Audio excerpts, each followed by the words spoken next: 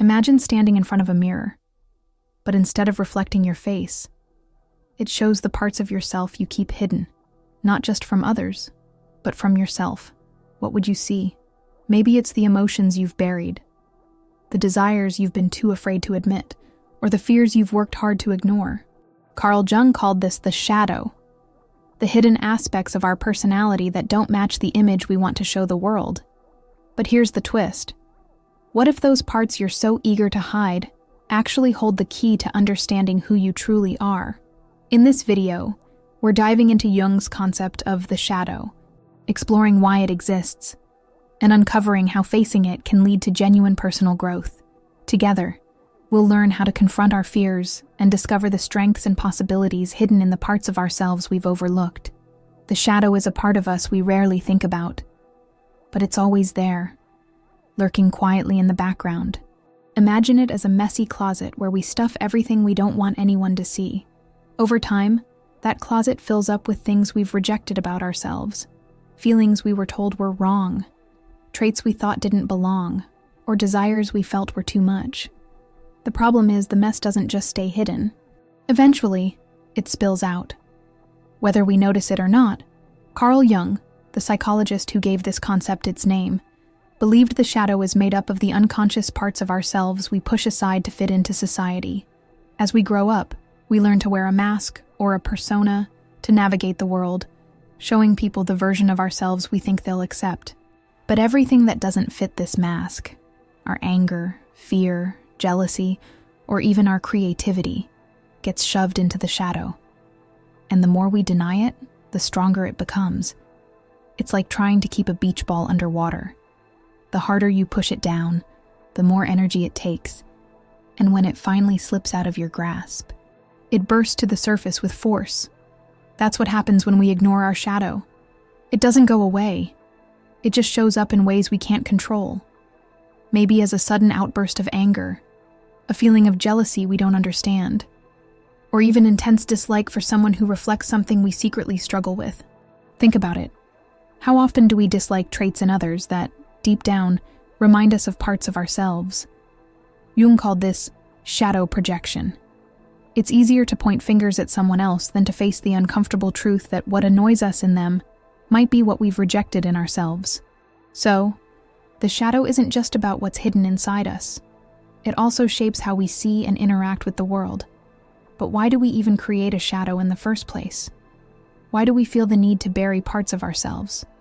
To answer that, we have to take a closer look at where the shadow comes from. The shadow isn't something we're born with. It's something we create. And it starts early.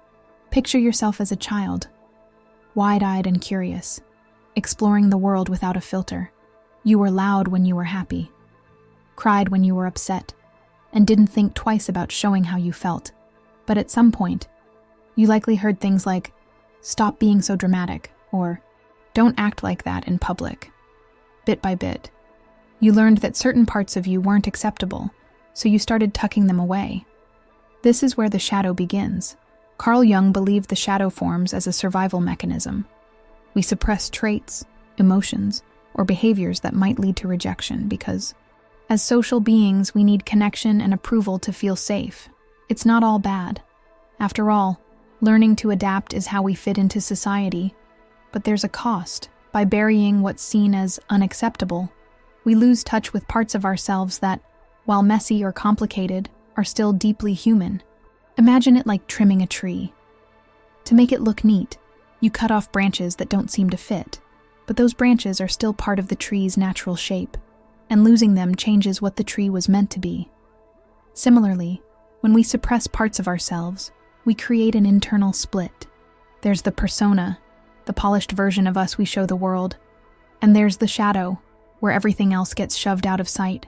This process is necessary for socialization. It's how we learn to coexist with others. But it's also why many of us feel disconnected from who we really are. Maybe you learned that being emotional made you seem weak, so you stopped expressing your feelings. Or perhaps your curiosity was labeled as annoying, so you stopped asking questions. These buried parts don't disappear. They sit in the shadow, waiting to be acknowledged. So, the shadow starts as a way to survive. But over time, it can become a prison. The traits we suppress don't just vanish. They fester, influencing our thoughts, emotions, and actions in ways we may not realize. The question is, how much of what we've buried is still shaping who we are today? And what would happen if we dared to open that door? Ignoring the shadow doesn't make it disappear. In fact, it does the opposite. It grows stronger and starts to leak into our lives in ways we don't expect. Think of it like a beach ball held underwater.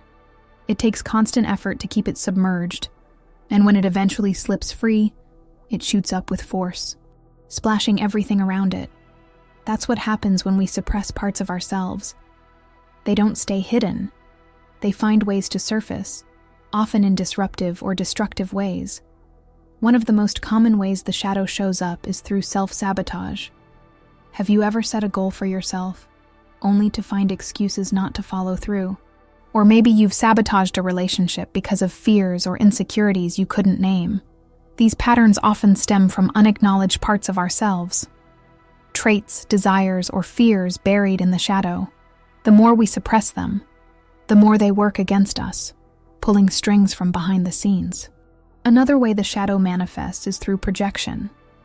Carl Jung described this as a process where we see in others the traits we've rejected in ourselves.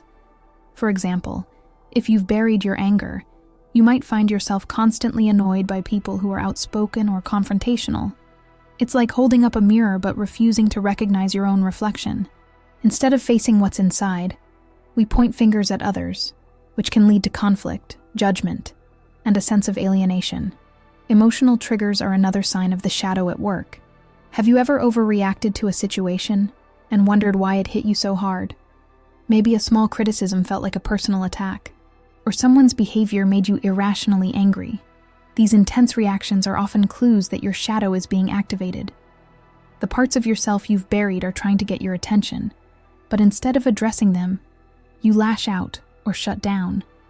The truth is, the shadow doesn't just disappear when we ignore it. It festers, shaping our thoughts, behaviors, and relationships in ways we may not realize. It's exhausting to keep it buried, and the longer we try, the more it disrupts our lives. So, if ignoring the shadow causes so much harm, what can we do about it? The answer lies in learning how to recognize and face it. The first step to working with your shadow is to see it. That might sound simple, but it's anything but easy. The shadow thrives in the unconscious, hiding in places we rarely look. It shows up in our emotional reactions, our judgments of others, and the patterns we can't seem to break. Recognizing it requires honesty, patience, and a willingness to face uncomfortable truths about ourselves. A good starting point is to pay attention to your emotional triggers. Think about the last time someone annoyed or frustrated you. Maybe it was a colleague who was too pushy, or a friend who always seems overly dramatic. What was it about their behavior that bothered you? Often, the traits we dislike in others are reflections of something we've suppressed in ourselves. For instance, if someone's arrogance irritates you, could it be that you've buried your own confidence, mistaking it for arrogance? These moments of irritation are breadcrumbs leading to the shadow. Another clue lies in patterns that repeat in your life. Do you find yourself drawn to the same type of people, only for relationships to end in similar ways?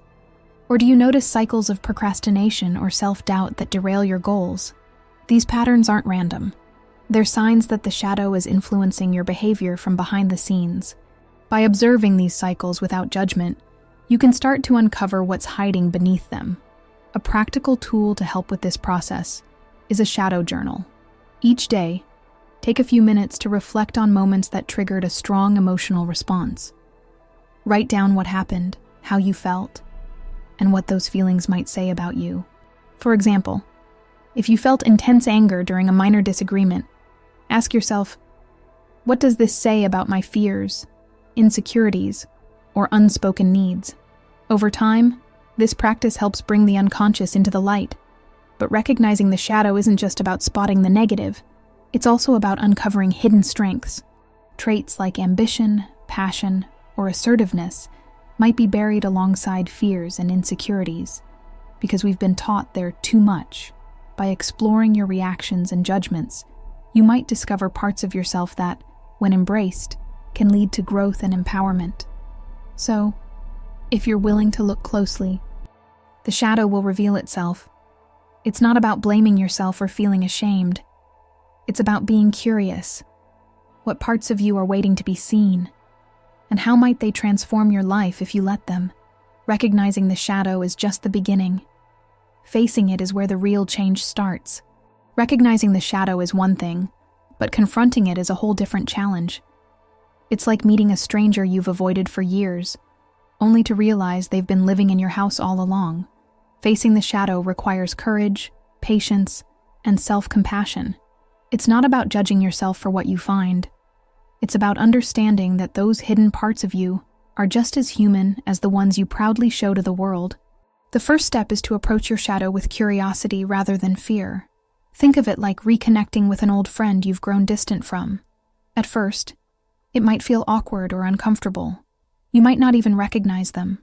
But as you listen and allow yourself to understand their story, you realize they're not a stranger at all. The same is true for your shadow. It's not your enemy. It's a part of you that's been waiting to be acknowledged. Self-compassion is essential during this process. As you uncover buried traits, you might feel guilt, shame, or even anger toward yourself. For example, if you discover a suppressed desire for recognition, you might judge yourself as selfish or arrogant, but it's important to remember that every part of your shadow exists for a reason. It was created to protect you, even if its methods no longer serve you. Instead of criticizing yourself, try to understand why these traits or feelings were buried in the first place. Confronting the shadow also means embracing discomfort. There's no way around it. Looking at parts of yourself you've denied is hard work, but discomfort isn't the enemy. In fact, it's often a sign that you're on the right track. Imagine a caterpillar transforming into a butterfly. That process isn't smooth or painless, but it's necessary for growth. Similarly, facing the shadow is about sitting with uncomfortable truths so you can emerge stronger and more whole. The key to confronting the shadow is to see it as an opportunity, not a threat. Jung described this process as a heroic journey, a path of self-discovery that leads to greater authenticity and freedom. By facing your shadow, you're not just uncovering your flaws, you're also uncovering your potential. So, what would change in your life if you stopped running from your fears and started understanding them? What strengths might you find in the parts of yourself you've been too afraid to face? Confronting your shadow is just the beginning. The real transformation comes when you take what you've uncovered and find a way to integrate it into your life. Integration doesn't mean letting your shadow run wild. It means turning it from something that controls you in secret into a resource that you can consciously use.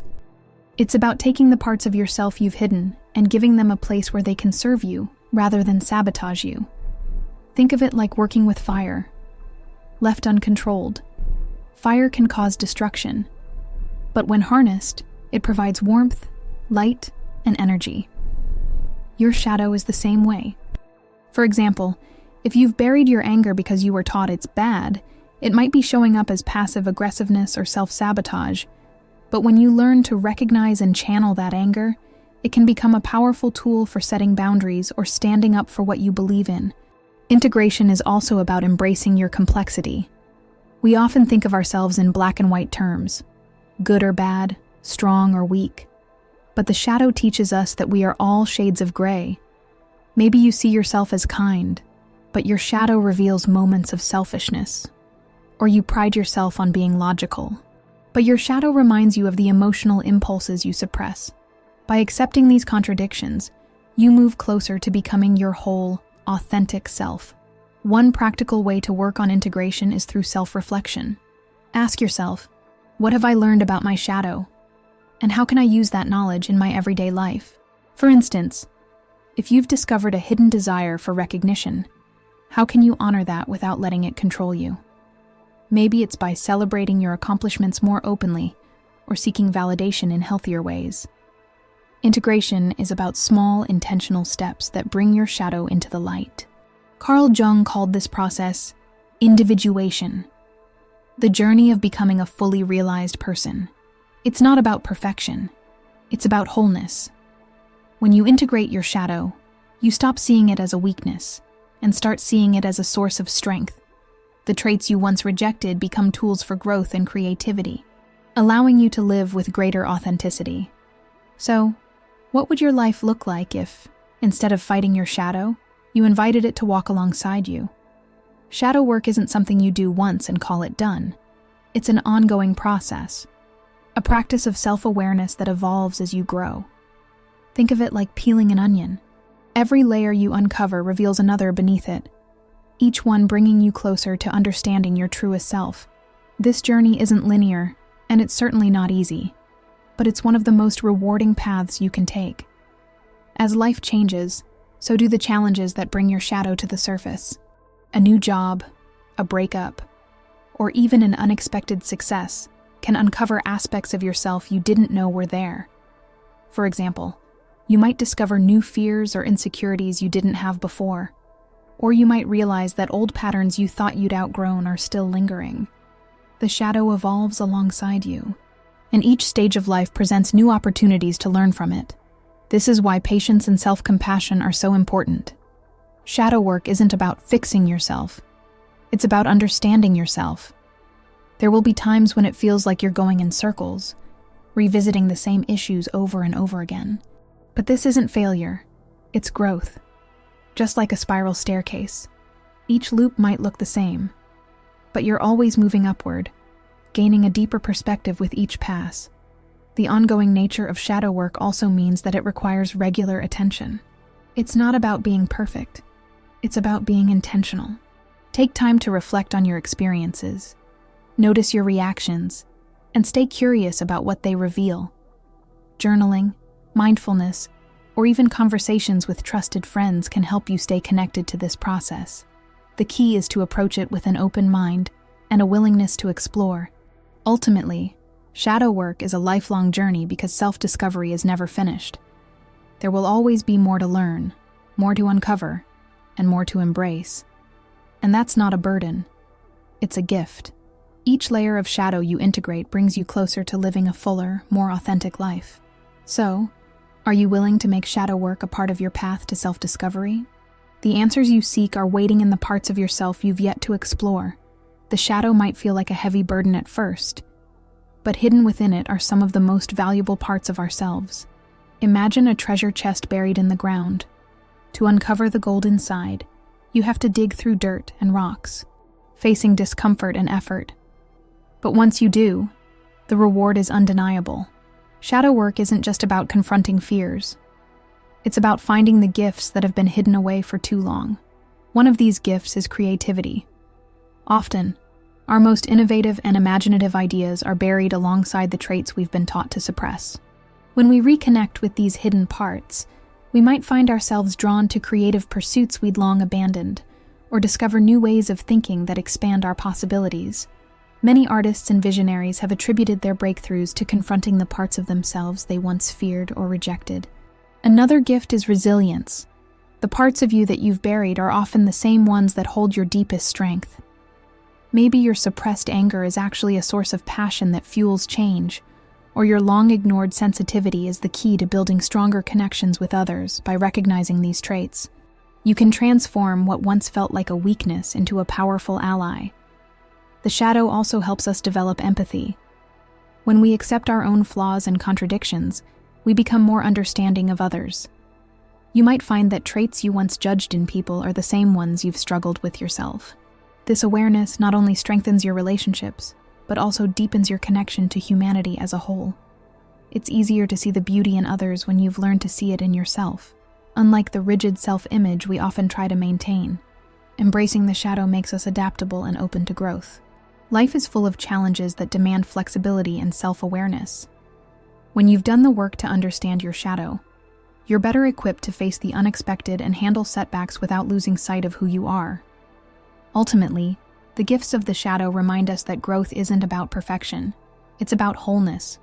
What if the very parts of yourself you've been avoiding are the ones holding the keys to your fullest potential? By exploring your shadow, you're not just digging through dirt. You're uncovering the gold that's been there all along. The shadow often feels like a place we'd rather avoid, a hidden part of ourselves filled with discomfort, fear, and vulnerability. But as Carl Jung taught us, it's also where our greatest potential lies. By confronting the parts of ourselves we've buried, we don't just face our fears, we uncover the forgotten pieces of who we are. It's in this process that we find strength, creativity, and a sense of wholeness that no polished facade can offer. The journey of shadow work is deeply personal, but it's also universal. Everyone carries a shadow, shaped by their experiences, fears, and desires. The difference lies in whether we choose to keep it locked away or bring it into the light. When we make the brave decision to face it, we gain more than just self-awareness. We gain the freedom to live authentically. Your shadow isn't your enemy. It's a part of you that's been waiting to be heard. By accepting it, you release yourself from the exhausting effort of hiding and allow yourself to grow in ways you never thought possible. This isn't a one-time journey or a quick fix. It's a lifelong practice of curiosity, patience, and self-compassion. And through this practice, we find that the shadow isn't something to fear, but a guide that leads us closer to our true selves. If you've made it this far, thank you. The fact that you're still here shows your willingness to grow and reflect, and that's a courageous step. Now, I'd love to hear from you. What part of your shadow are you ready to explore? Your story could inspire someone else to take that same brave step.